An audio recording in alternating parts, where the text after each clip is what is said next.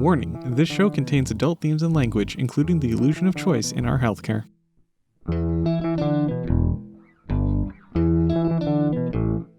Dysevidentia is an inability to reliably process evidence, and this is a podcast all about it.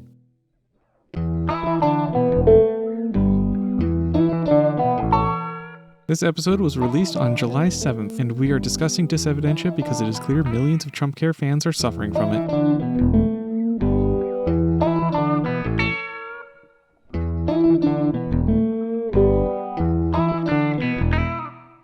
I am Sqeaky. And I am Mako. We discuss logic and evidence because the people building our healthcare system didn't. Check out our sponsors at Dysevidentia.com on our support page, like how NiceHash lets you mine cryptocurrency on your own computer easily. You can support us directly by becoming a patron at patreon.com/Dysevidentia. If you had to choose between paying your medical bills instead of podcasters, you can still help by liking, subscribing, and leaving a review. If you have a paper you have written or a small business to plug, let us know. Today, we are going to discuss healthcare. First, some basic facts that ought to be uncontroversial. Then, some problems that even conservatives might agree with. Finally, we will highlight alternatives and get called socialist and fascist hundreds of times for trying to make our country better. After healthcare, we'll wrap up with a discussion on some ways to get more people listening. Maybe you can get a free flamethrower. But first, I'm going on a rant.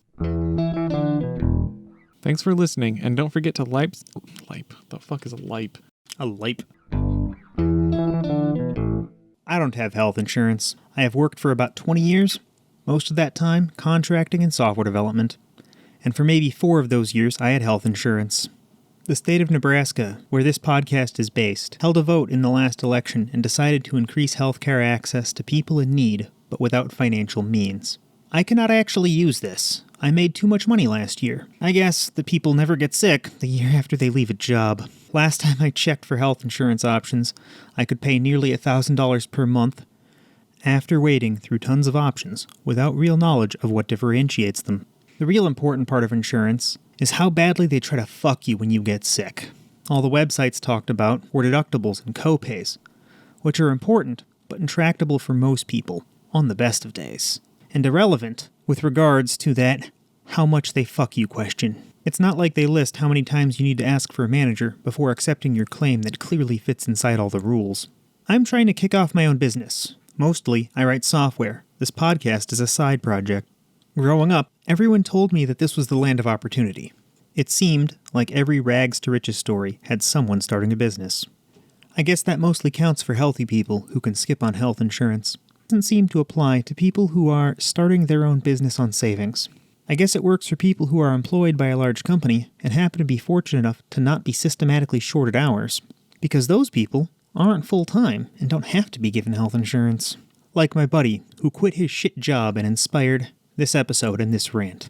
This country also seems to work out well for people with a small loan of $1 million from their family. Fuck. That makes it sound like this isn't the land of opportunity my childhood promised. At least we are the home of the free and the brave. Oh wait, we have 2.2 million people in prison, making America the country with both the most prisoners by count and the highest rate of incarceration. That is before counting prisons in territories like Guam and Puerto Rico, and doesn't include juvenile facilities.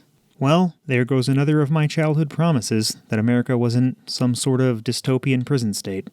I am glad America is the home of the brave, at least until I learn some new horrifying fact. Sadly, I recorded this on July 4th, so I want to say something positive before I jump deeper into the morass that is our shithole healthcare system. We still get to participate in our government. These problems I listed aren't permanent and are fixable. Because there is an expectation of self-sufficiency in our country, it does mean that it isn't something everyone can do, but many can participate. If you can participate in the government or political process at any level, do so. Impact decisions you can, and don't give up. The parties always need volunteers, and there are people needed for a variety of volunteer roles, including election poll workers. At a minimum, vote. This isn't an election year, and after the last administration, we are all a little bit exhausted. But do a Google search, and figure out when your next election is. Make sure you are registered to vote. Figure out when your next ballot will be decided and published, and read it weeks before the election, and Google every option.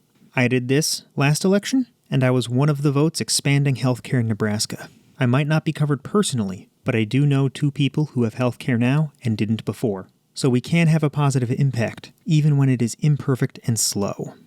And I'll cut out all the silence. I don't give a shit. God. I can't be bothered to reread a sentence, but I can be bothered to compile my own OS. So today we're going to discuss healthcare. Delightful. This is such a fun topic. I'm glad everyone agrees with everything about this and that we all agree that healthcare is a human right and that we should all be covered and we should all live in a magical fairyland of unicorns and lollipops and oh shit, we don't. Uh-huh. I'm sorry, that's not even funny. It's too fucking real. That's the problem with trying to make humor on this topic, as we found while we were preparing. At least last episode we were only discussing ethics, so it was just dry. This is just horrible. Yes. Well, I guess to be informative, why don't we start off with some basic definitions? Because not everyone knows some of the really basic stuff. Regrettably. Well, it's hard, right? Even me, I've been through a ton of different jobs, and I've signed up for healthcare probably a dozen different times. We'll discuss that more in the problems section. Yeah. But it can be hard if you don't know what the terms are. So let's go over some of the most basic ones, right? I don't think we need to tell people what insurance is. Well, I mean, I've met a couple people that kind of did. But yeah, let's make the presumption that our listeners don't. I'm worried now. Okay, fine. Yeah. A copay. And not everyone knows what this is, but this is the money you actually hand over to your doctor when you're when you're getting healthcare. You show up at the office or whatever, and they're like, okay, we need $25, $30, whatever. Give us some cash now before we give you service. It's like a down payment for your health service. Yeah. Okay, a deductible. How much you start paying, typically on a yearly basis, before the insurance starts paying anything. If you have really good health care, this can be 0. More common numbers are some 4-digit number. I've seen some health insurance where it's some 5-digit number, so you might have to pay $20,000 before your health insurance company starts paying. This makes health insurance not super useful for little stuff, but if you break your back or both your legs or get in a horrible car crash, you'll hit your deductible real fast, and then they'll presumably cover everything above that. One minor addendum is that some health insurance plans will also pay a portion, and that even when you haven't paid anything, they'll still pay a portion, and then that portion will increase as you are paying more and more out of pocket yourself. So they have this concept of maximum out of pocket. Okay. I used to have a health insurance plan that was like that. That is interesting. I have not had one like that. Yep. And this goes to show how complex this topic is, because there is infinite variety in how this works. So we can only cover the most basics. We've only got an hour or two to discuss this in the podcast. Yep. Coinsurance. What you just described sounds like a variation on coinsurance that happens before the deductible. Mm-hmm. When people normally say coinsurance, they mean how much you pay after you've reached your deductible. It's usually a percentage, and it's an amount you keep paying. So let's say you get some horrible medical situation, like a child. Wait, I need better examples than most people like children. Well, most people claim they like children. Okay, so getting medical coverage for your denial of disliking your child.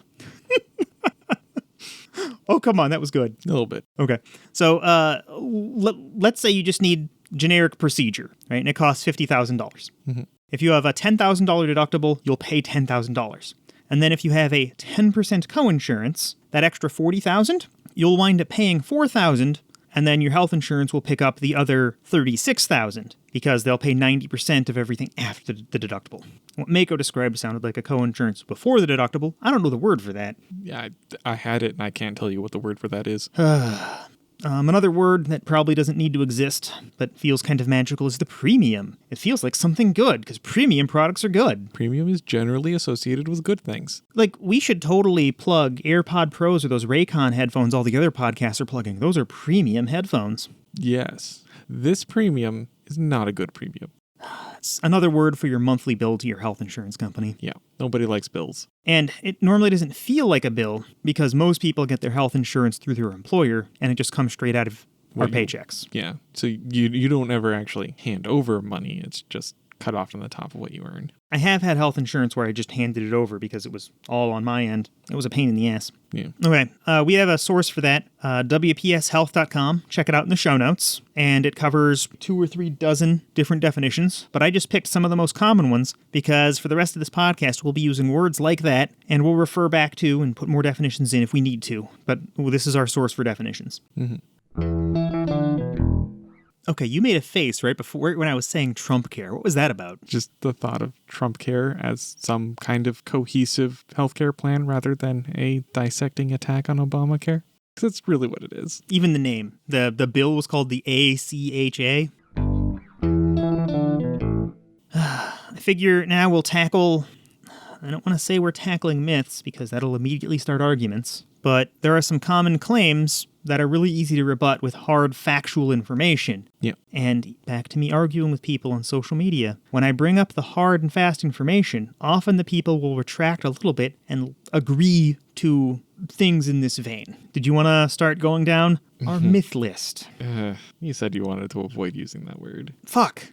Did you want to start going down our list of claims that people sometimes get wrong but are uncontroversial with sources? I will go down the list of common and easily refuted claims. Fucking eloquent. All right. So a common claim, and important to establish that these claims are not meant to be word for word. People are saying things of this vein, but they will say capitalism will produce the cheapest solution to healthcare. And that is a common notion that's said, like pro-capitalism. Supposedly it produces the cheapest solution to everything. Okay, this just in. We have to issue a retraction. Conservatives will not agree with any part of this episode.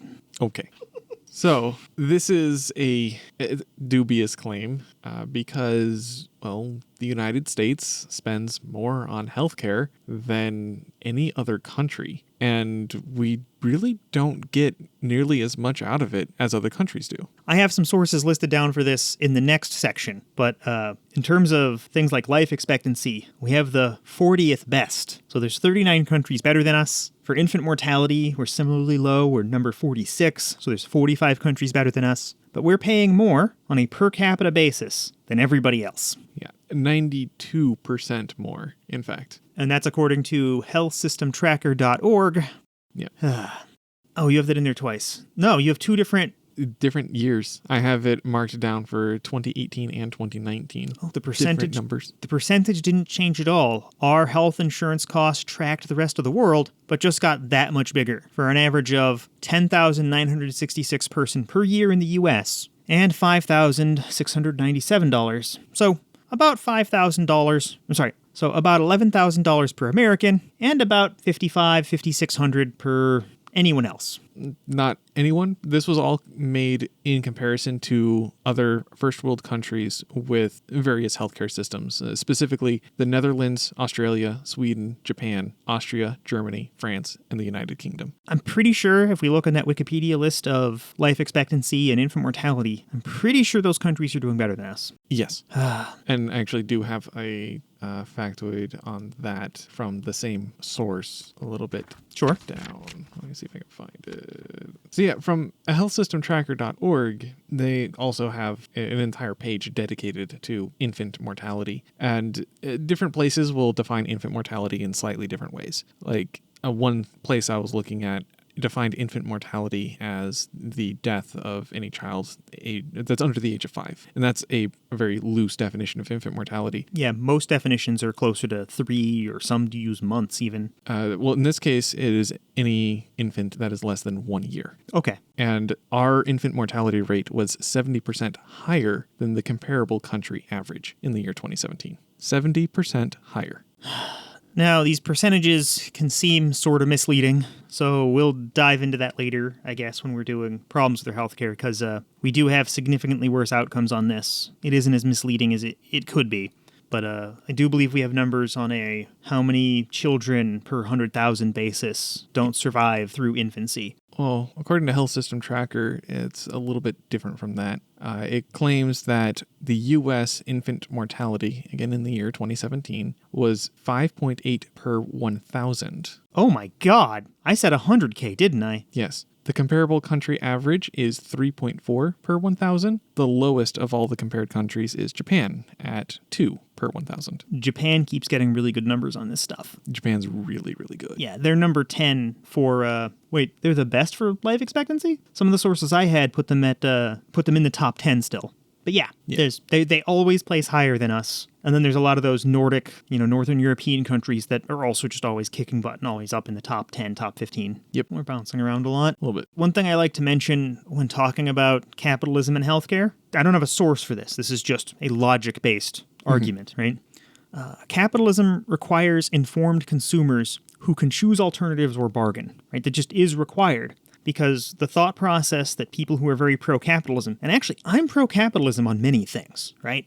Like I really like it for computer parts. I like it for contracting. I was very successful at selling my labor in the market. And I did really good at that for software development. And even a bunch of other things I'm very pro-capitalism on. I just don't think it should be in places where the rules of capitalism don't apply. So if I'm looking for healthcare, and if I need some life-saving medicine, and there's only one place to get that life-saving medicine, there's no alternative, and I have no bargaining power. The free market is not an adequate solution here, particularly when we consider that things like medicines can be patented, and we don't have good regulations on keeping the price of life-saving things in check, and simply shopping or getting information on healthcare items is very difficult. And it's not like if you're in an ER, you can go ask, bring me to the cheapest hospital or bring me to the best hospital. They bring you to the one that will save your life right now. And even when it's low stress, right? Try calling around to hospitals and asking for prices of things. Yeah, they deliberately obfuscate or just outright refuse to tell you. Yeah, it's harder than trying to shop for like a phone plan and avoiding those weird secret hidden fees that you get that most phone services charge.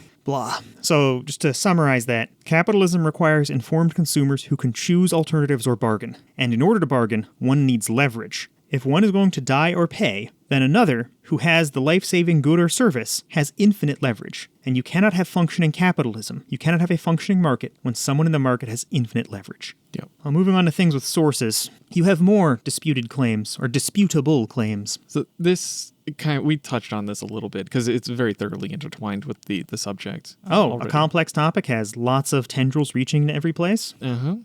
So the claim that America has the best healthcare system in the world, or slightly more accurate to what's commonly said, America has the best healthcare in the world. I saw one source that put this really well. It's linked down below. It's actually an academic paper from Canada's healthcare system. They said, the American healthcare system is awesome if you get good health insurance from your employer. Such a great qualifier there. They don't say how good it is for the 27.5 million people who don't have health insurance, or the people who have bad health insurance from their employer. And that's something that's often clarified from all sorts of people because of things like medical tourism, which is another thing we'll cover here in a moment. But when you have a lot of money and you can afford the best medical plans, actually, it pretty much is some of the best healthcare you can get in the world is here in the United States. But that's gated, and most people can't access it. And even if you are one of the people who is accessing it, there's always that doubt. Are you sure that you actually have a good healthcare plan? I've been with employers before who say we have great health insurance, and then later talked to other employees who had to pay some ridiculous amount for something they thought was covered. Yeah. So the simple notion that we have the best healthcare system in the world is something that's not really true. And we already covered the infant mortality. And okay, so there's like 100 different metrics you can use to try to gauge the effectiveness of a healthcare system. And we do pretty well in some of them, but we do bad in a lot of them. I wanted to discuss proxies later, but we've already thrown the show structure out. Okay. A proxy is something you use to measure something more complex. It is just super hard to measure who has the best healthcare, because there are a million variables you could look at, right? Mm-hmm. But people measuring healthcare systems often go straight to life expectancy or straight to infant mortality because these are two very easy to measure things. Countries have similar definitions, and when they don't match up exactly, usually you can adjust, right? Like for infant mortality is just how old is the child we're talking about. If you want to pick other proxies, you can get the numbers on it. We went with these two because they're really common and they show the picture very cleanly. Mm-hmm. We are among the worst healthcare among developed countries. Yep. Don't get us wrong, we're kicking butt compared to undeveloped countries. But I don't think we should take pride in that countries where only 75% of the population has access to toilets, that we have better healthcare than those countries. Because we don't always. Yeah, it's not good to celebrate mediocrity. We're the worst of the best, but we're still some of the best. We did use the word best. God. One more thing. Yeah. I don't want to sound like we're attacking the U.S., right? I want to be patriotic. I worked with our military twice to try to serve the country as best I could. I want us to be a great country, and I think that means acknowledging in an evidence and reality-based way our faults, and this is one of them. And we can be good here. We can succeed here. Yeah. I have spoken with a couple of foreigners about some of the flaws of the United States, the healthcare system being pretty high on the list. And they always say like weird and different things. Like they are like, well, why do you guys think you're the best? You're obviously not. And I'm like, well, you're right. We're obviously not. I know that. But like, and another person said that the thing about Americans is that you're all very, very hopeful, and I don't understand why. Oh, God. And it's a little bit scathing. But the thing is we have so many resources, both tangible and intangible. We have so much potential. We really were at one point legitimately one of the best countries in the world in our history, but we've just sort of become complacent with it, and now we've fallen behind. And if we actually were to flex these resources and our capability, actually understand through evidence and logic what the best steps forward were, and we're less afraid to experiment with these things to figure out what fits us best, then we legitimately could be, once again, one of the best countries in the world. I agree 100%.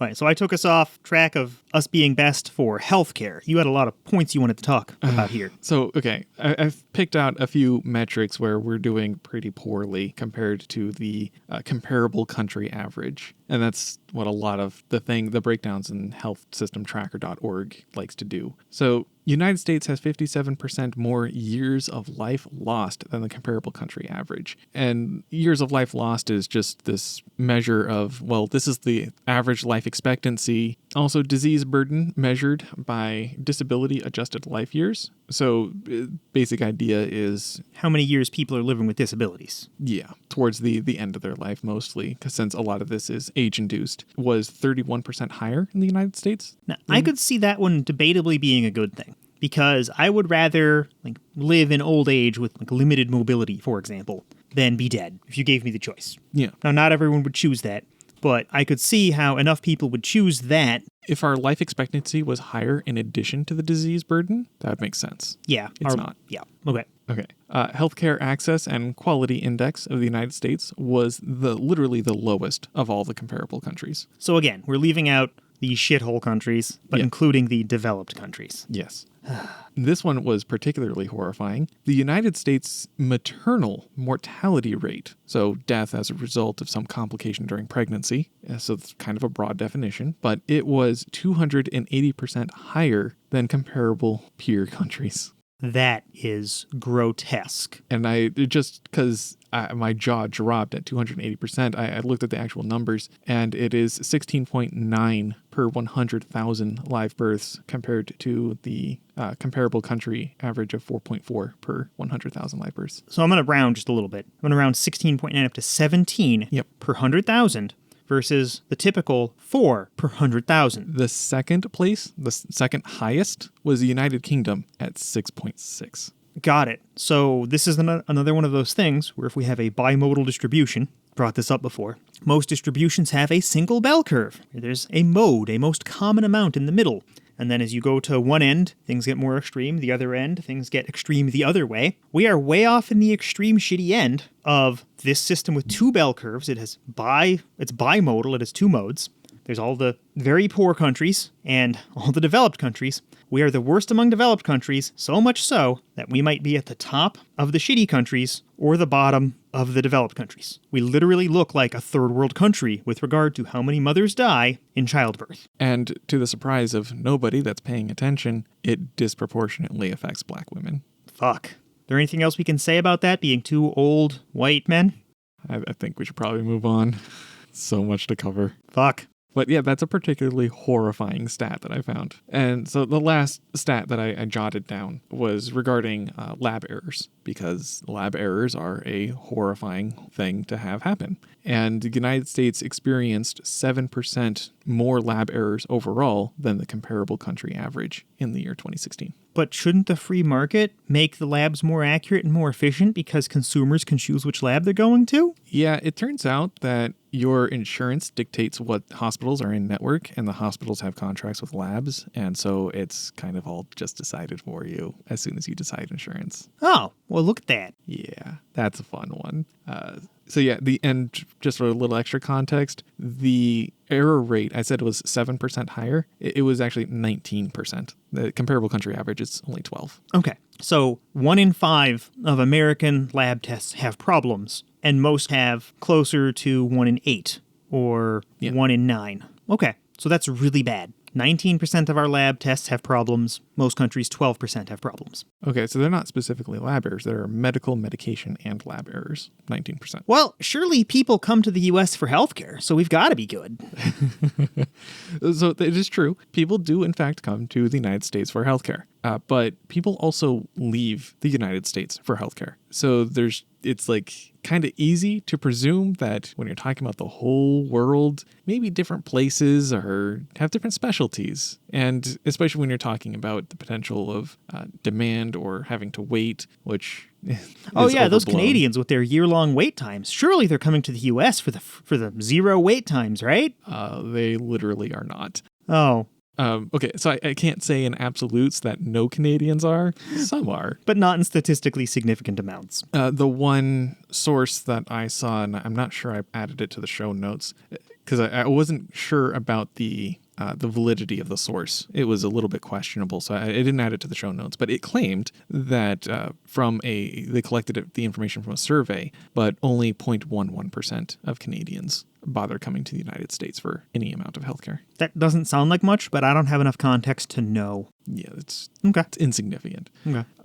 So yeah, people travel around for medical reasons. And to give a little bit of extra context, there is some estimates that have been made by, I don't know what their group is, but this is from our medical tourism wiki source. But estimates claim that 750,000 Americans traveled abroad for medical treatment to some extent or another in the year 2007. That is quite a lot of people. And it's probably gone up since. Almost certainly. But even taking that number, it's 750,000 people. It's about 300 million people. That's, 1% would be 3 million? That's about 0.25% compared to 1% of 1%. So about 25 times more than Canada. It was 0.11. 0.11. Yeah. All right, so double or triple Canada. Okay. Yeah. It's still magnitudes more than Canada. Okay. Yeah. And the idea of new businesses popping up to take advantage of this is not really new. John Oliver did a segment in talking about Medicare for All where he covered PEHP, which is a health insurer from Utah, and they would actually fly people to the U.S.-Mexico border, bus them across the border, then they would pick up their prescription in Mexico, then they would be returned and be paid $500 as an extra bonus, because that's literally cheaper than getting prescriptions where they were. That's a super dramatic and hyper-specific example. It is. But such an example can't exist if there aren't extraordinary problems. Yeah. That's not going to be representative of everyone, but that an extreme like that can exist is exactly like you said. It's horrific. Utah doesn't share a border with Mexico at all. No. In the example in the episode of John Oliver, they were flown to California. Okay. So there's also a website that I've managed to find, literally medicaltourism.com, which is intended to help people find deals and make plans to do medical tourism. You just say what operation you need and where you want to go, and it tries to find all the things that you need to make that happen. That's kind of amazing. Yeah. And of course, Republicans constantly saying all these things, Republican politicians constantly saying all these things, pro-United States healthcare, constantly trying to say, like, oh no, people come here. It is particularly funny when one of them goes somewhere else for healthcare, like Rand Paul. Oh, you mean that very pro-America, hyper-libertarian guy who's all free market will solve all the problems? Yes. He ended up flying to Canada in order to get surgery related to a hernia. Well, I'm glad he got his hernia problems solved. I am ashamed he couldn't solve it for all the other Americans who can't afford to fly to Canada to do so. Mm-hmm. For sources on medical tourism, we link to the Wikipedia page on medical tourism, which links a ton of sources. Yep. We have Politico covering Rand Paul. We linked to the YouTube video for John Oliver's piece. It's really good. You should watch it. He's really funny and pretty accurate. And medicaltourism.com. Hey, dude, we should try to get a sponsorship from them. Okay. Like, I could see it now. We could make up little skits and stuff and be like, hey, need your hernia operated on? Be just like Rand Paul. Fly to Canada. See all the sights. Like, was it Toronto or did he go to Vancouver? Because if he went to Vancouver, you could do like whale watching while you recuperate from your, lower back problems. I actually have heard of like the notion of medical tourism where they combine actual normal tourism with medical tourism. Yeah, totally. This makes sense. Yeah. Go to sunny Puerto Vallarta, drink Mai Tais on the beach. Actually, I think medicaltourism.com might have something for that. Destination guides. Wow. Okay, this is a rabbit hole we shouldn't go down right now. Okay. But certainly American medicine is great because we have low wait times. All those socialist countries must have long wait times. Not really, turns out. So, you were in Canada a while ago, weren't you? Physically there? Yes, I've physically been to Canada like 3 or 4 times, extended stay each time. Well, tell us about the horrible socialist healthcare in Canada. Well, it functions. There's nothing horrible or socialist about it.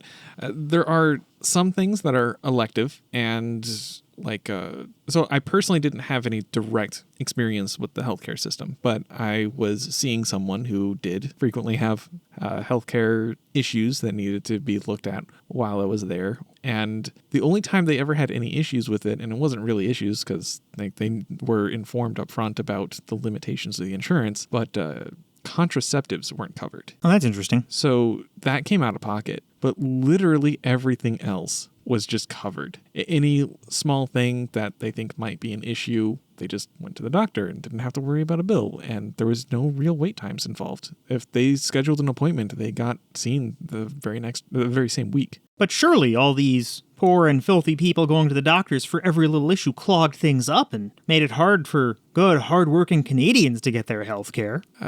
Well, all I can really say is no, it really didn't. All you can say is no, you're wrong.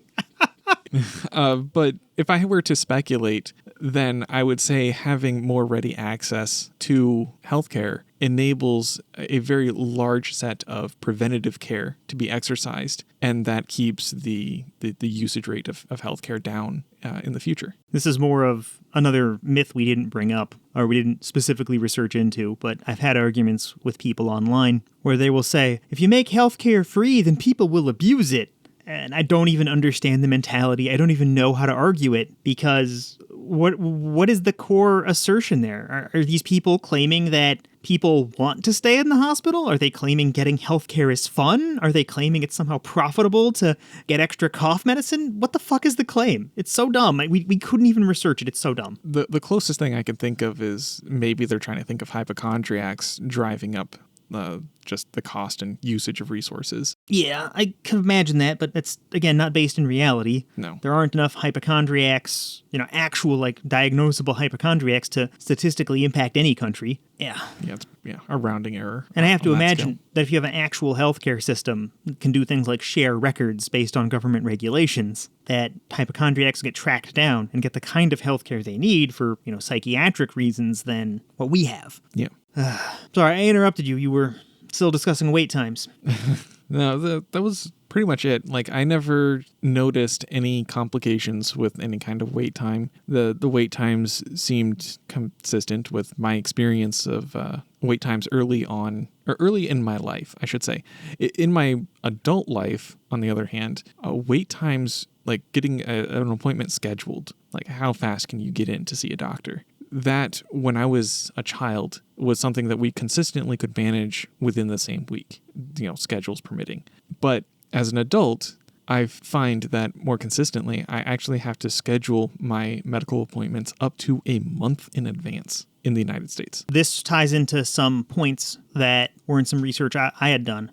From commonwealthfund.org, I got an interview with a doctor from the Yukon Territories, northern Canada. Mm-hmm. So rural Canada, you can imagine something similar here, like way rural Texas or Wyoming or something. They do have wait time problems, but only for things that are optional, that can be delayed, or getting a second opinion from a specialist when healthcare is already being rendered. Non-urgent. Exactly. Yeah. So if you need something, right? If you have a bone sticking out of your leg or something, you will get seen and treated immediately. Yep. If you need an appendectomy, you will get it immediately. If you have cancer and you need to get the first round of whatever the appropriate treatment is, you will get that rapidly before things start getting worse. If anything's deteriorating in your health, you'll get it. And you sort of will get that here too. I'm going to go... That does line up with my experience in the ER. Yeah. Because I've been to the ER, I think, 4 times in the last 3 years, and every time it was really rapid. And this is despite me having issues scheduling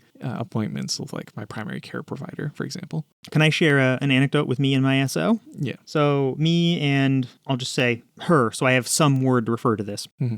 Me and her, when we met, we were capturing feral cats to bring them to the Humane Society. Maybe not met, but whatever. Early on, we were capturing feral cats to bring to the Humane Society, and I was less than elegant, and we both got bit. We dropped the cats off, we started talking about tetanus, and we went to the ER at like 2 a.m, right? I had barely been bit, just a little bit. So I was seen by a doctor. They assessed the likelihood of us having rabies or other problems. And she actually got in-room scans and questioned by what was the department? Parks and Animal Services or something? Mm-hmm. But people who track down feral animals and try to clamp down on rabies. And by 6 a.m, we'd both been checked out thoroughly. And from the bite on her hand, she had all the medical scans you might want, and it happened very rapidly. And it seems to me like that's what most healthcare systems try to prioritize is immediate life-threatening problems. You get checked for really quickly, and you get the problems ruled out, and then you go on to whatever waiting list. Yeah. And that just makes sense from an economic and financial standpoint, and from a human emotional standpoint. The system in Canada is like, no, we do this in order of medical priority, and all the sources say that, and this doctor from the Yukon Territory says that. And then here in America, when you say wait times, it's often an emotional argument where people are like, oh, you got bit by a feral cat and you need that rabies shot, you could be waiting weeks, which is a death sentence if you actually get rabies. But that's not how it works. You just get treated here whether or not you have health insurance. Yeah.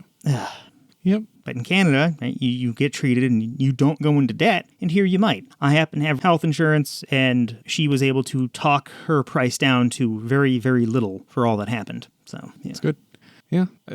Canada responds to emergencies just the same way as we do. And from my personal anecdotal experience, for all that that's worth, which for everyone listening is honestly not much, important lesson on sample size here. Oh, yeah. Total sample size of 1 doesn't, yeah. Yeah. But for what I have to offer anecdotally, we are actually waiting longer for non-urgent care than Canada is. America is the one with wait problems. I would tend to agree with that. When I'm scheduling things with doctors and dentists, I'm often scheduling months out. Yeah. Yeah. One other little thing. There's no way to jump the line in Canada. You can't show up with more money and be like, Canadian doctors, give me more healthcare. There just isn't a good way to do that. Whereas here, if you have enough money, you can just jump in front of a bunch of people who might have a bigger medical need. It's like, I can see some people who would say that that's really a good thing, and I think all those people can go fuck themselves. To Canadians that have the will and the resources to jump the line, what it looks like is them coming to the United States. Yeah. And then to Americans who have the will and resources to jump the line, it looks like they become conservative and say that everybody who doesn't have good health insurance is poor and deserves it. They pretend we're a meritocracy or something. Yeah. Okay, so we're about to finish up with the controversial part of this. Are we? No, we're going to talk about Trump care. Yeah. All right, so I just figured we should bring it up at least a little bit. I haven't had too many arguments about this. It seems like it was a hot topic and talking point for just a little while. People still want to argue about Obamacare and kind of want to just forget that Trump care exists, even though... Existed. It never turned into a law. Well, kind of. So Trump care as a whole never actually fully manifested. And what parts did manifest were geared at dismantling as much of the ACA as they possibly could. They're talking about repeal and replace a whole lot. And to clarify, Obamacare is the ACA. Yes. I know that in some polls, more people say that they like the ACA than like Obamacare, and those polls just tell us that people don't know that Obamacare is the ACA. Yeah. The ACA is the actual bill name, and Obamacare is the media buzzword that was just distributed about it. But yeah, they are exactly the same thing. So there were portions of Trump Care that wanted to attack specific portions of the ACA. And some of them did actually end up happening, like repealing of the individual mandate. The individual mandate is now gone, and that is entirely because of Trump. And that was meant to be a part of a package of a lot of other things that also dismantled other parts of it. Some of those parts were successful. Most of them were not. The big sweeping change was a vote that happened, I forget exactly what day, but in 2017. The deciding vote was from John McCain, and he voted no on the big sweeping dismantling of the ACA. So that's kind of loaded. In these next few exchanges between Mako and myself, I make several mistakes. I cite 538 as a source for counts of votes to attempt to repeal Obamacare. They actually provide in-depth coverage on the McCain vote. I claimed there were over 200 attempts to repeal Obamacare. There were actually only 104, 100 from the House of Representatives and 4 from the Senate. I have included several sources for that as well. One thing I undersold was how racist the war on drugs was. I focused primarily on the results, but I have included sources showing it was instituted explicitly for racist reasons by Nixon to attempt to suppress liberal black votes. I think it is useful to preserve these mistakes in the conversation to preserve the natural flow. There have been a lot of votes to just repeal Obamacare.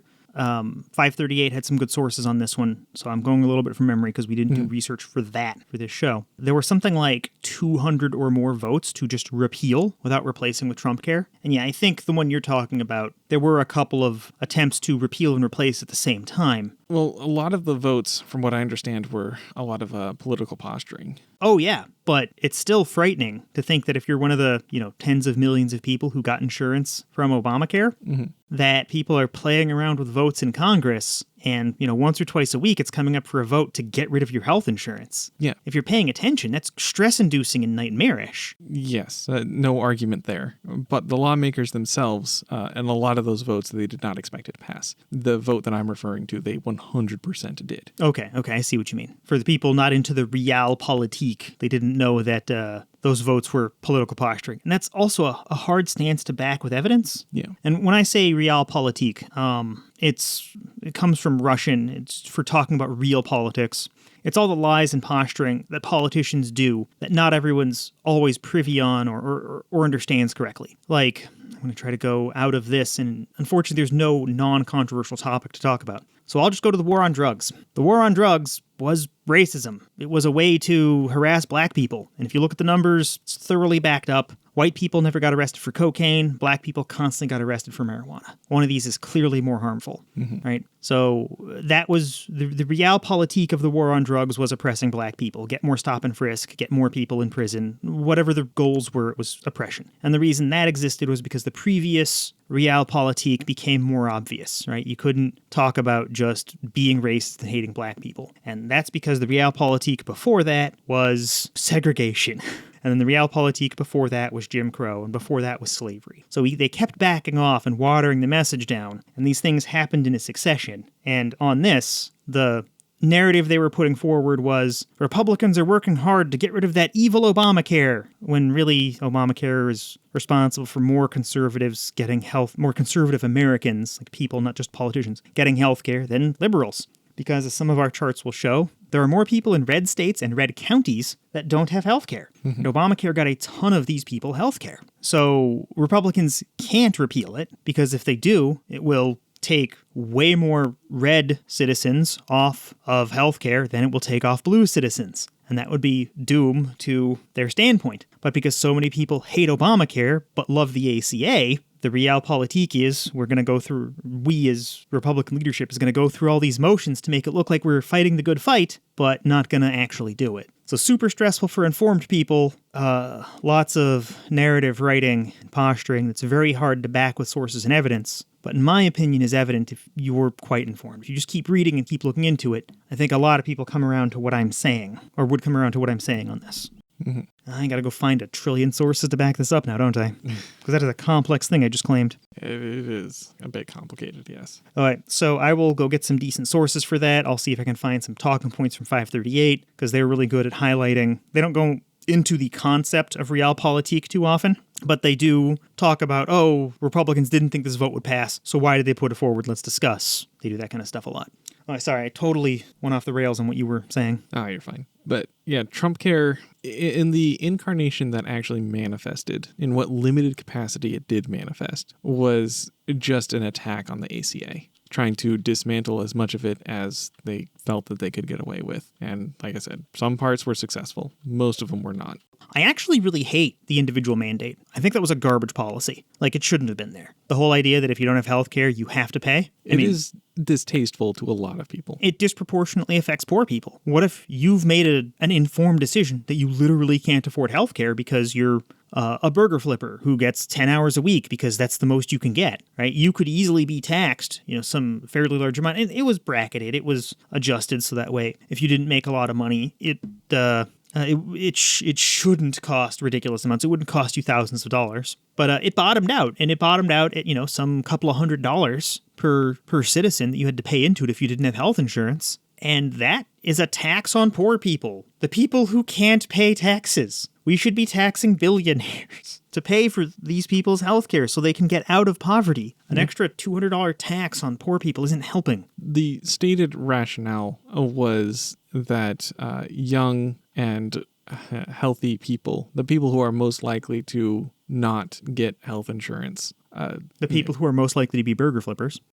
I mean, among other low-skill jobs, yes. I use that as a proxy for cashiers, waiters and waitresses. Yeah, all these low-paying jobs. The idea is to get them paying into the pool in order to keep the premiums low for everyone else, is the stated reason for that. Yep, I'm with you. It's just that's a shit stated reason. There is no amount of burger flippers, cashiers, and wait staff that can add up to, selling all of Jeff Bezos' extra yachts and spaceships. Yeah. Yeah, we have 446 billionaires in this country. If we tax them, we could take that money and put it into healthcare for all of these people who are extremely stressed on their healthcare decisions. If they decide that they can't afford the $200, that's probably because they can't. I know, because I've been there. And when times were easier, I wasn't flipping burgers. I worked at KFC. God, that's so shameful to say, but it was rough, right? I was not in a good place professionally, and I was manning the buffet at KFC. Oh, God, such crap.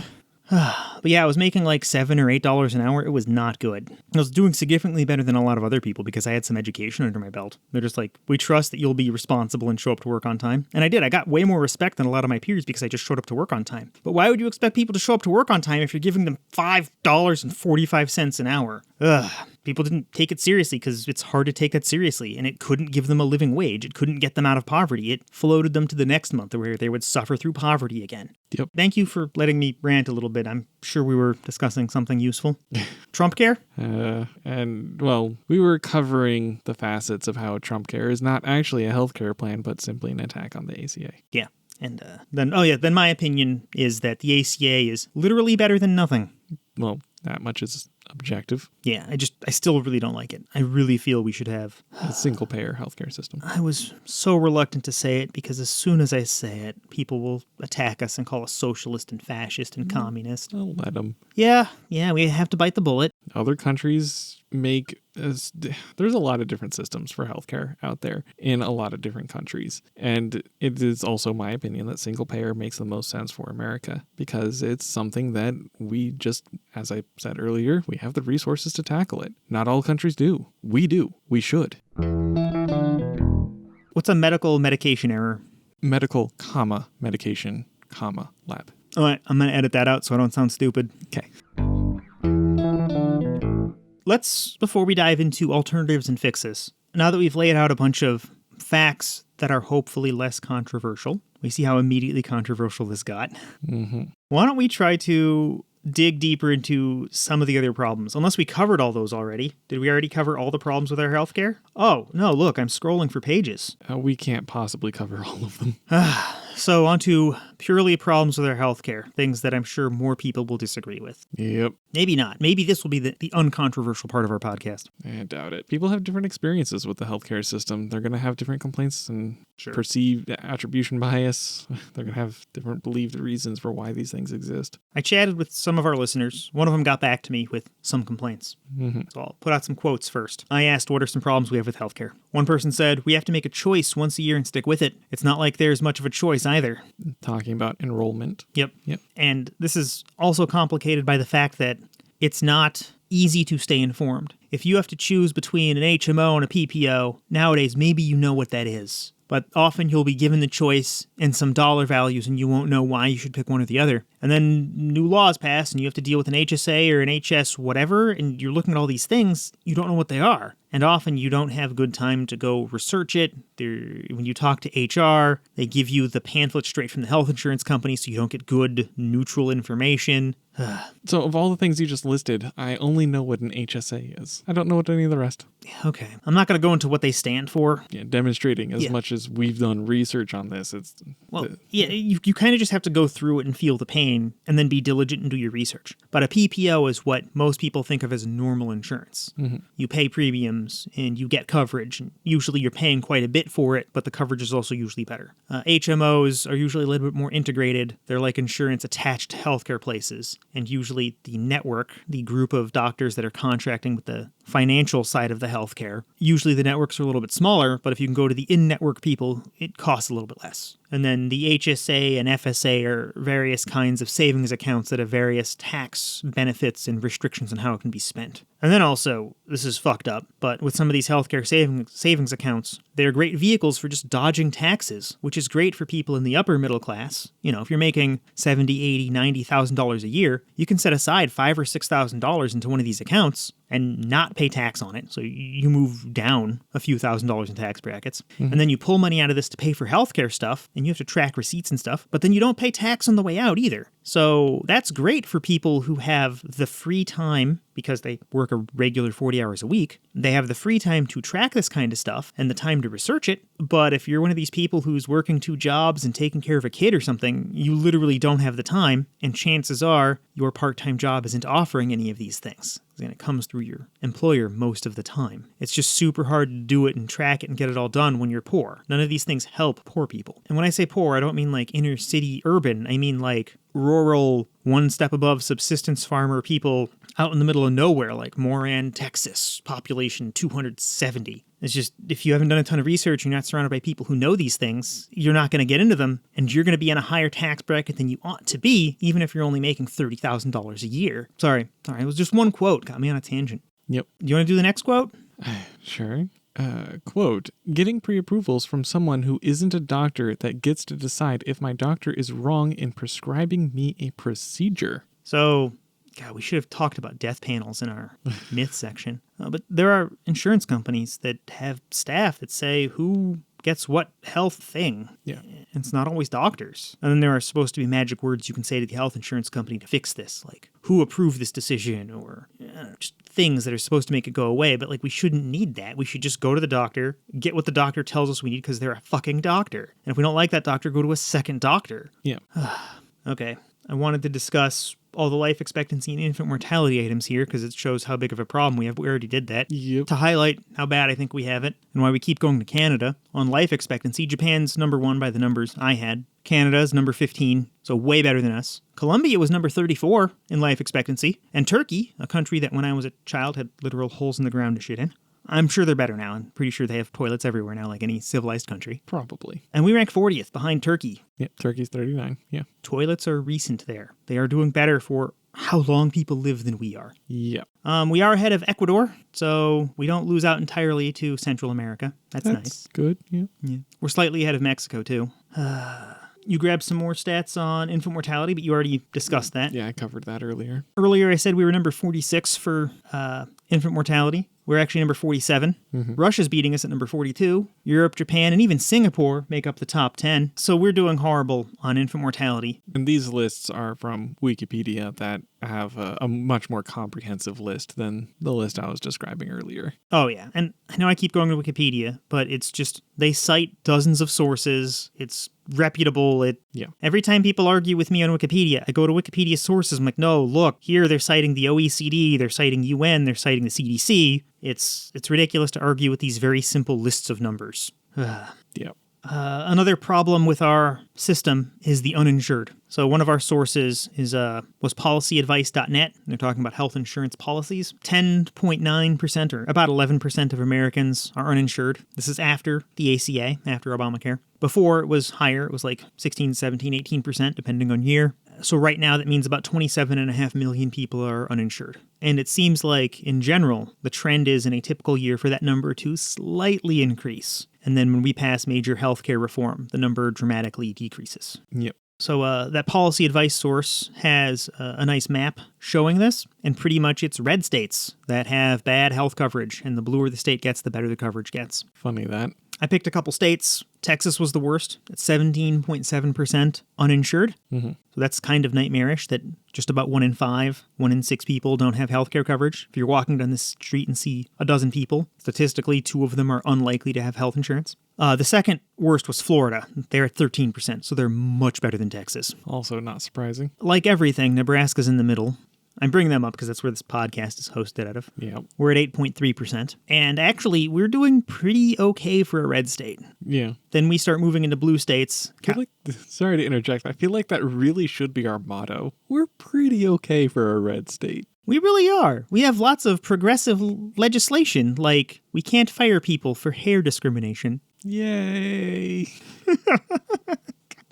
Why does it always come back to race? But moving into blue states, I just picked 2 blue states. Mm-hmm. When you say blue state, people always think California and New York, right? Yep. They're not even the best, but California is actually pretty bad for a blue state. I blame the red parts, like everything outside of LA. Anyway, now it's 7.2% of the population doesn't have health insurance. New York is at 5.4%. So New York is closer to 1 in 20, 1 in 15, right? Yep. It's way better than Texas's 1 in 6, 1 in 5. Some of the best looking states were like Vermont and Connecticut. They were just way down there, like 3, 4, 5%. Yeah. Makes sense. Well, Vermont in particular. It seems like it's the best state. They keep showing up at the top of all these things. Everyone's educated. Everyone's rich. I don't know. It's kind of magical. I didn't know such a place could exist in this country. Okay. Whatever. Again, unsurprising. This disproportionately affects people of color. I'll just read this quote. The numbers go as follows. 84% of whites visited a doctor, followed by 81% of blacks, 79% of American Indian natives, 78% of Asians, and 70% of Hispanics. This was talking about how many people sought health care in a typical year. For whatever reason they chose to go or not to go. White people, about 17 out of 20 white people saw healthcare professionals, and that's compared to, 16 out of 20, hang on, let me do the math right. 3, so 17, compared to 14 out of 20 Hispanics. So there's a big gap there, and since we know that 10% of people aren't insured, that might fit in that gap, but there's certainly some amount of people going to the doctor and not able to pay for it. This uninsured group is hurting all of us and disproportionately hurting people based on race, which is just fucked up. There's nothing different between us as people. We're just, I don't want to go there this podcast. Yeah, it's a big rabbit hole.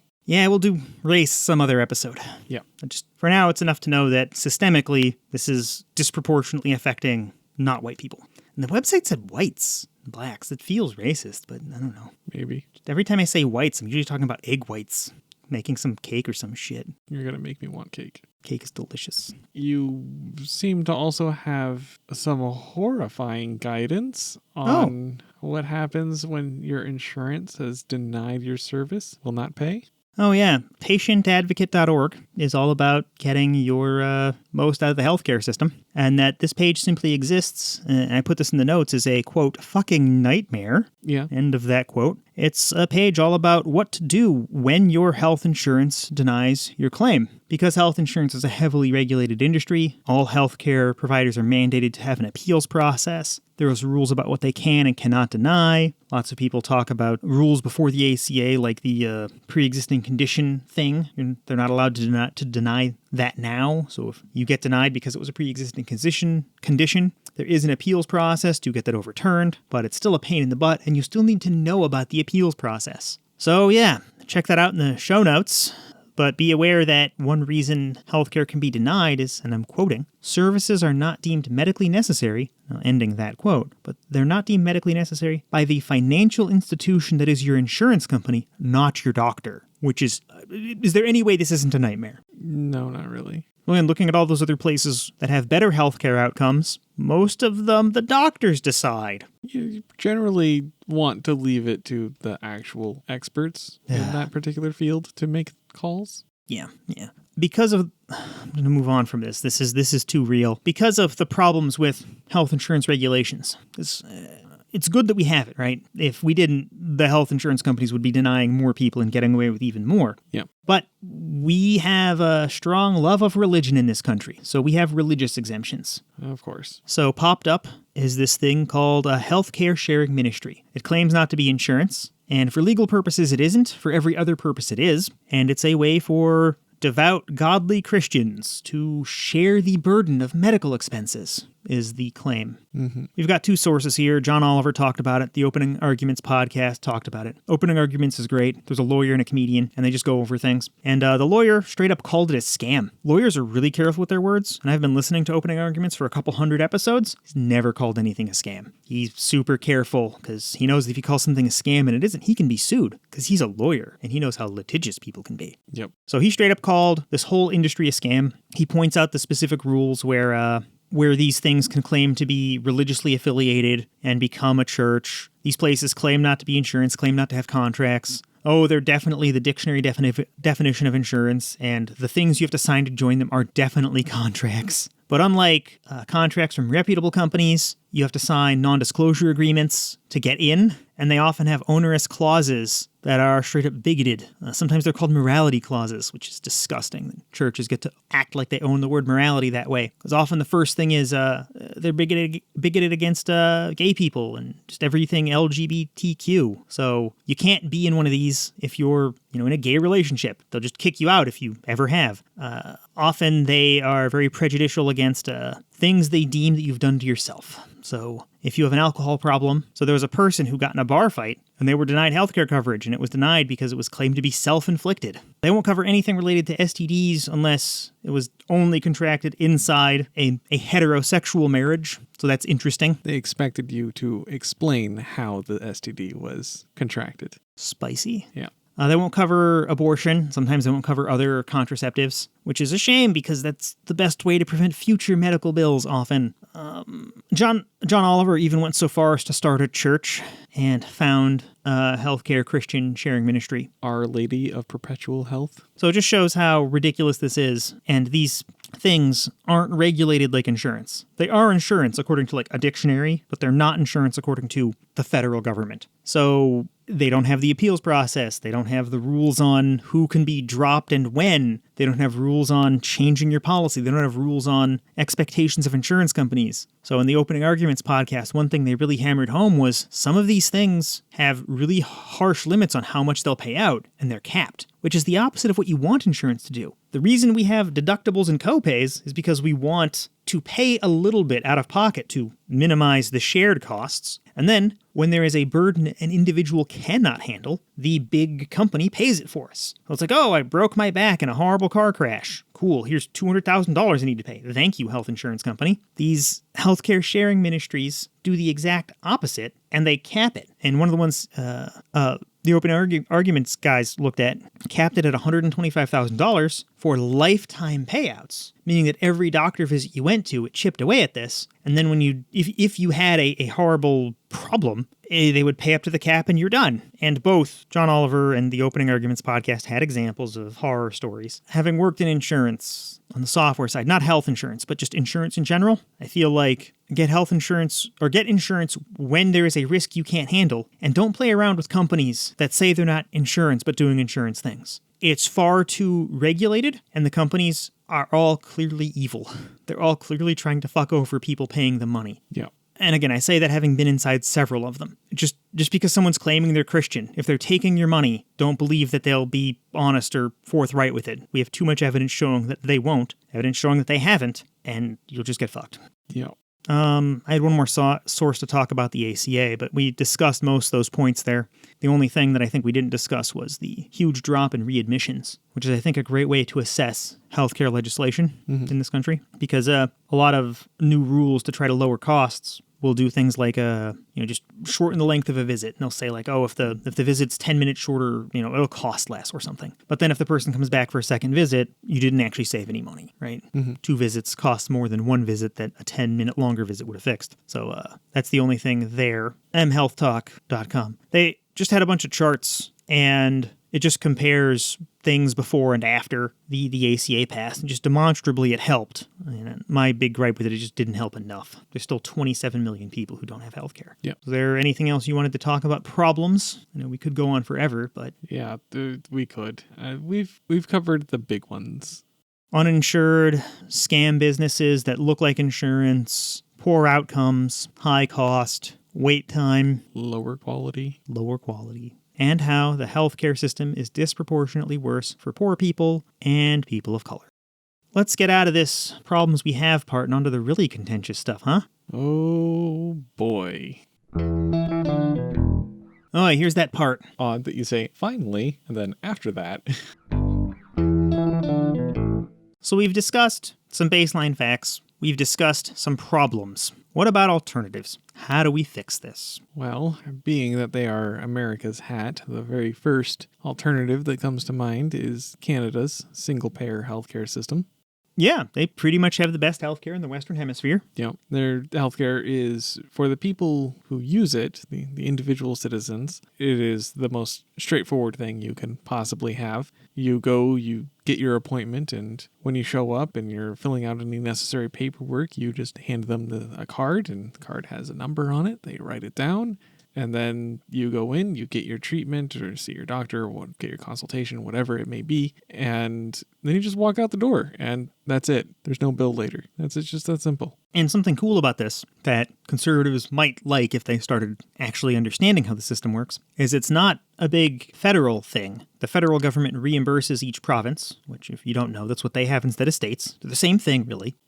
But Canada has 10 provinces and 2 or 3 territories, something like that. Sounds right. The provinces and territories are the ones that act as the single payer, and they hold a state monopoly on healthcare. If you're a doctor, you go to them and get paid. And conservatives will often yell, well, if there's not a financial incentive to become a doctor, then it won't happen. And we have sources. There's this paper from the NCBI, which is this Canadian board on this that actually studies this. And yeah, their doctors don't make as much as American doctors, but by the numbers we have, they made more than $100,000 in 1992. So adjusted for inflation, whatever. I was doing fine when I was making $104,000, even now in 2017 and 2020 money. Yeah, and none of that has to go to healthcare expenses. Yeah, and that's just what doctors are getting paid. Yeah, it doesn't have to go to their costs. There are other ways for them to get paid, but these the provinces look at the needs of the people in the province, and they set prices for healthcare stuff. And then the doctors and hospitals and healthcare offices go to the province, and it gets paid, and it works. So all the complexity is handled by the people who are actually dealing with the decision-making process of it, the people who know, not, you or me who don't deal with the healthcare system all the time. And we're expected to go, price comparison shopping for hospitals. You're not going to be poor and destitute working in healthcare in Canada. No. You will be quite comfortable. And even then, there's a lot of doctors here in the States that are at or near poverty level because they do things like run free clinics or only take Medicare patients or... Yeah. Again, per this Canadian paper, they spend less per person, yet have better outcomes. And the paper actually did cite wait times, but they also explained that it was mostly to see a specialist after the first round of treatment was issued and it was deemed stable. So I think what's happening here is Canada's tracking wait times more honestly than we are. I think it's that simple. So when people are talking about wait time here in the U.S., there's this emotional, visceral reaction like we're talking about emergency room visits or something like that. And it just isn't. It's all the things. So there's not a good way to know, but it looks like every country that's at least as good as the United States in healthcare, if you have an emergency, you get treatment immediately. Alternatives to single payer. So there are 2 other possible alternatives that I brought up on a list from Wikipedia, and I'm going back here just because it's so clear and obvious. but Canada fits in the category of countries with universal government-funded health systems. Okay. Then there are countries with universal public insurance, okay, where there's a government option and private options, and it's mandated that you have insurance at some level. Sometimes it's mandated that the employer give it to employees, and the government covers uninsured people or something. There's something that leaves no gaps. There's mandates, and there's a private option. Mm-hmm. But then there are countries with universal private insurance systems. Germany was also covered in this paper as a comparison, and they fit in this category. Healthcare there's no government option. You can't just go to the government and get it, but there are private companies that are heavily regulated that most of the time go through an employer. But then if you aren't employed, the system has something in place to make sure that you get insurance, and it might be the government pays a private company to cover you, but you are covered one way or the other. So 100% of people have health insurance. And this is Germany, a country that makes about as much money as us per capita. They didn't used to, but they've caught up to us, and they've done this since at least the 70s. And the 60s and 70s seems to be when a lot of these systems came into being. And then there's countries with non-universal insurance. So, emphasis, I think we should kind of go down this list, and I'm kind of eager to. Oh, yeah. The list of countries with non-universal insurance systems. So, Bangladesh, Burundi, Democratic Republic of Congo, Egypt, Ethiopia, Indonesia, Jordan, Kenya, Nigeria, Paraguay, United Arab Emirates, Tanzania,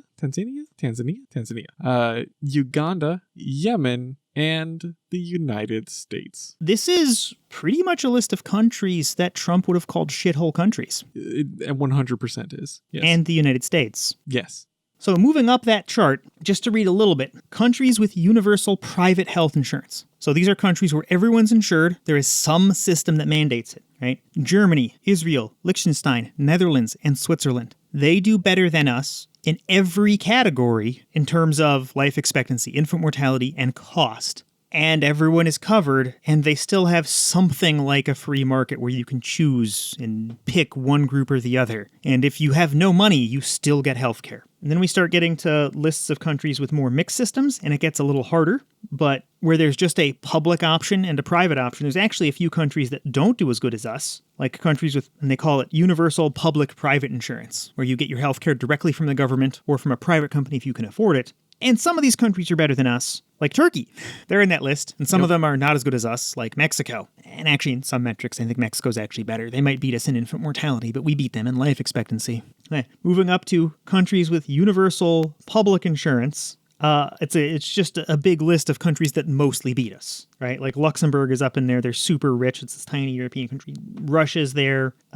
Singapore keeps beating us, which is kind of amazing because a lot of people think of Singapore as a third world country, but they've been working really hard to revitalize and move from developing to developed country. And I think they're just about there in everything except like religion and freedom of speech topics. But yeah, there's countries up there that we used to really look down on, like Ethiopia and the Czech Republic, and they're doing better than us in healthcare. And then again, the best category in terms of their outcomes and how much is covered, countries with universal government-funded health systems. And this is the category with Canada. And almost all of these countries are doing better than us, or are so stifled for resources that they shouldn't be comparable to us. Like Cuba. Cuba makes something like 10% of what we make per capita. They're extremely poor, yet they have 100% coverage for everybody. Their life expectancy is within a few years of ours, so they are behind us on it, right? But they also have 10% of the money we have per person. So they're getting results almost as good as us for pennies on our dollar. So even the countries that are doing worse than us are still amazing. And all the other countries that are topping this,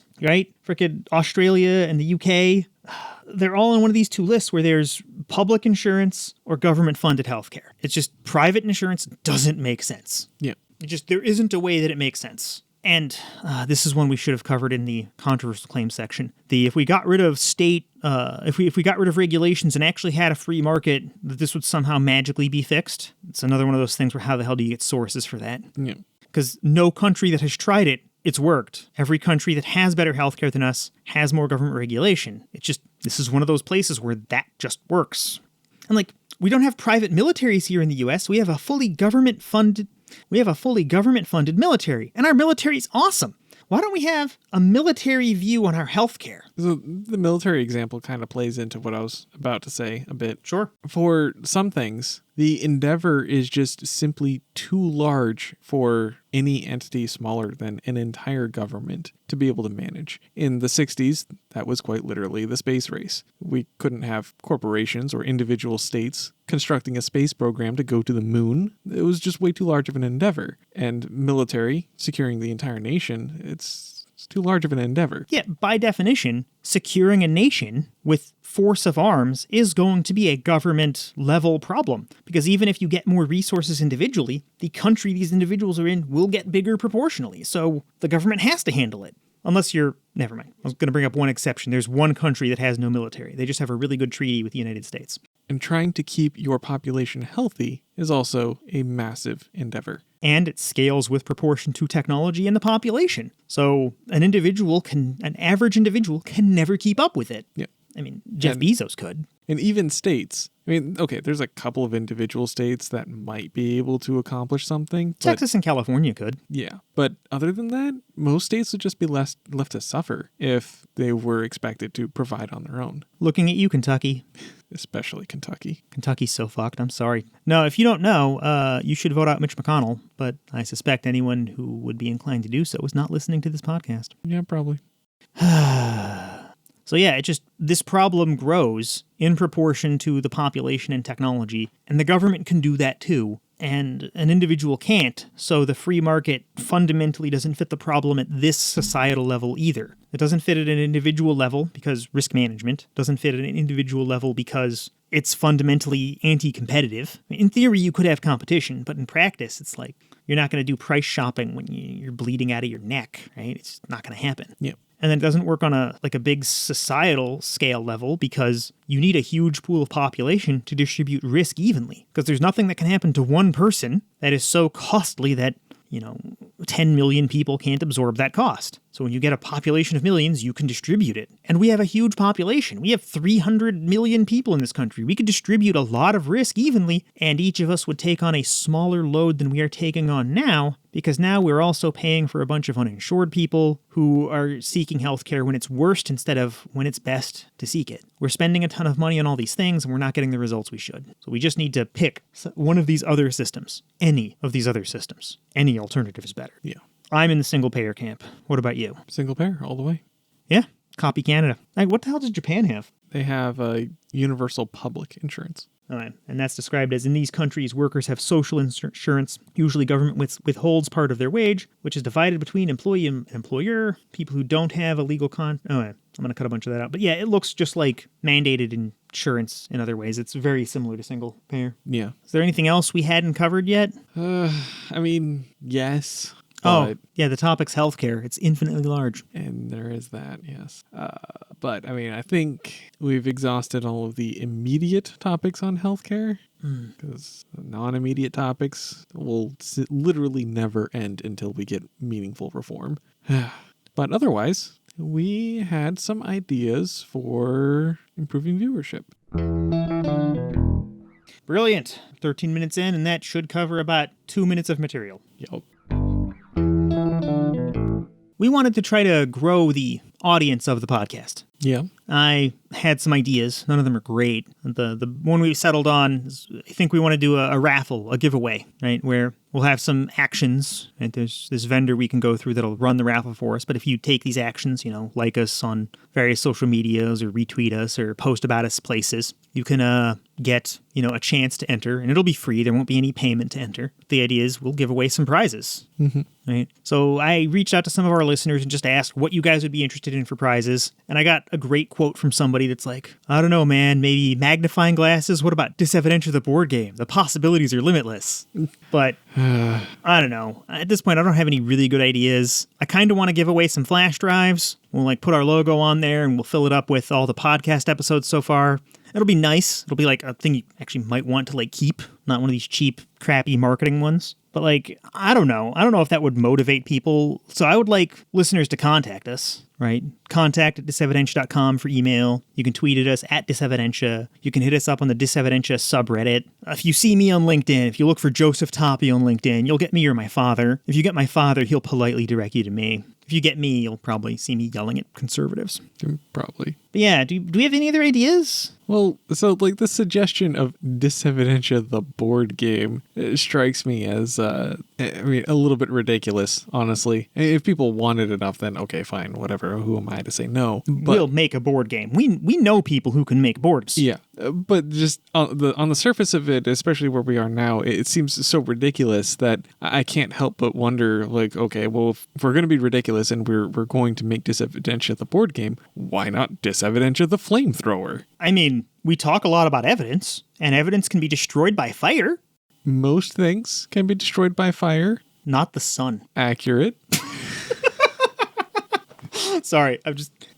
we really need to take those improv lessons. Okay, maybe. I don't fucking know. But yeah, I would really like to see Dysevidentia the flamethrower. Of course you would. Well, why not? They're kind of dangerous. Elon Musk had a flamethrower, and his was shitty. Yeah, it was a pretty underwhelming flamethrower. He just used little propane tanks. We can do better than that. Probably. Yeah, but some more serious ideas. We're thinking maybe buy some implements of science, right? If we're doing this raffle, maybe we give away some of the flash drives and a telescope or a microscope or books or something. But I'd like people to reach out and tell us what we can really do. And maybe if the podcast gets big enough, we will give away a flamethrower. Yeah, we did some light research. Oh God, you want me to go back to that custom flamethrower website? No, that's not necessary. But we have a rough idea of what it would cost and the rules and regulations for ownership of a flamethrower. And surprisingly legal. Yeah, like we really shouldn't be able to do this, but we can. Yeah, I like that the marketing points include phrases like napalm compatible. Yep,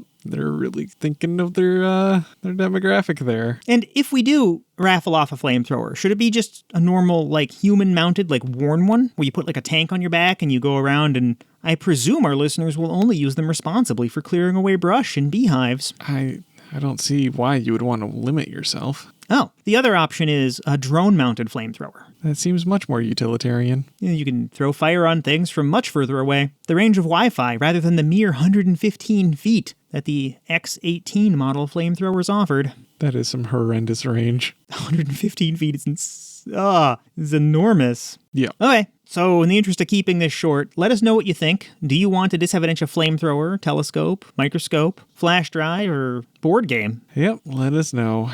And even if it's ridiculous, as long as it's legal and within our means, it's something we'll give honest consideration to.